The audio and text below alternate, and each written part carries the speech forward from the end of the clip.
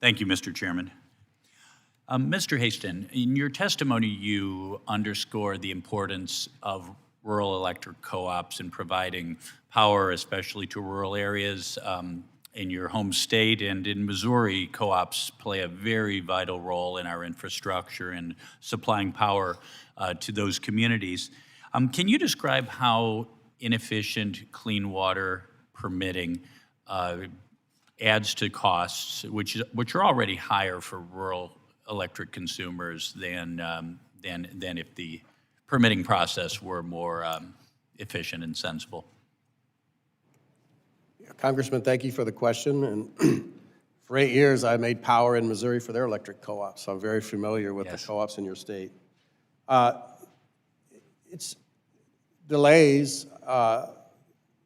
If you have an expected sort of timeline, right? So the projects that we do, if I wanted to build a new power plant today, even the simplest power plant, a simple natural gas power plant, it's a 5-year process. Right.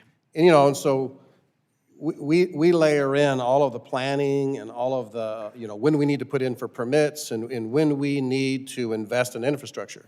Well, if you buy things, let's say very expensive capital infrastructure, and you've got this expected timeline when it goes in service, but then it doesn't. So imagine a $500 million power plant that doesn't go online. Everything's sitting there and you're gaining interest during construction, right?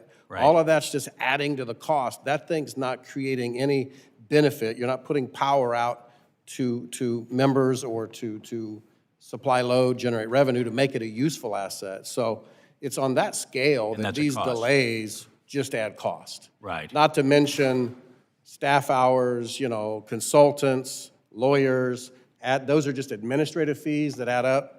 And as the congressman from Colorado had mentioned, every one of those as a co-op, I'm passing that right on to the people that I serve in my communities. They're paying for it. I'm just the conduit. So in your experience dealing with the state of Arkansas on permitting, how does that compare with your experience dealing with the federal government, the EPA, and the Army Corps of Engineers? I would say that for Section 401 and Section 402 permits, we are lucky in the state of Arkansas that the ADEQ, Arkansas Department of Environmental Quality, is able to control those. They've been delegated that authority to do that. Yes. My experience with them is outstanding. Good. Yes, they're my regulator. Yes, they tell me I have to do things that are like, that's hard to do. Sure. But there's a partnership. Right. So I'm trying to serve the community. I'm trying to serve economic development. I'm trying to do that. They've got their job to do.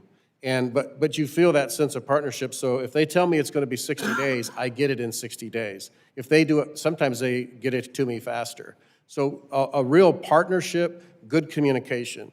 When we go to Section 404 and we're working with federal agencies, it is, I would say, generally poor communication or ignored communication or continual emails and calls from us to get anyone to answer the phone type of communication. And to say that it's a bit of the runaround, instead of partnering together to say, look, this is important, clean water is important, we got these rules, how do we comply?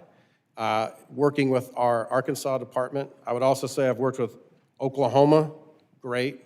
Worked with Missouri DNR, I've worked with Iowa DNR. I've had great experiences with all those state agencies. Good. When you get to federal level, there's a certain sense of we're the law, we're the top, yes. And what we say goes, no questions asked, and I don't really feel compelled to, I don't have to do this under timeline other than what I want, and your project isn't really a timeline that means anything to me. Yeah, you must at times wonder whether this is really the law that you're hearing about or the opinion of some unelected bureaucrat.